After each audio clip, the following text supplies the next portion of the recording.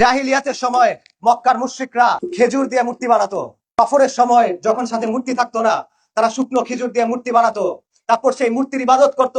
তারপর যখন তাদের ক্ষুধা পেত, তখন সেই মূর্তি আবার খেয়ে ফেলতো।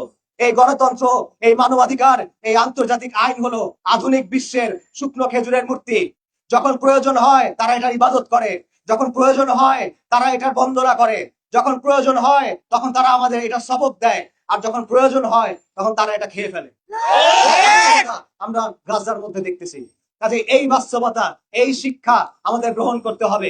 তন্ত্রমন্ত্রের পথ থেকে আমাদের ফিরে আসতে হবে। আমরা যদি পরিবর্তন চাই, আমরা যদি মুক্তি চাই, আমরা যদি সমাজকে বদলাতে চাই, আমরা যদি বিশ্বের এই বাস্তবতাকে বদলাতে চাই, তাহলে এই তন্ত্রমন্ত্রের পথ থেকে আমাদের ফিরে আসতে হবে। আমাদের ইলাহি পথের দিকে ফিরে যেতে হবে।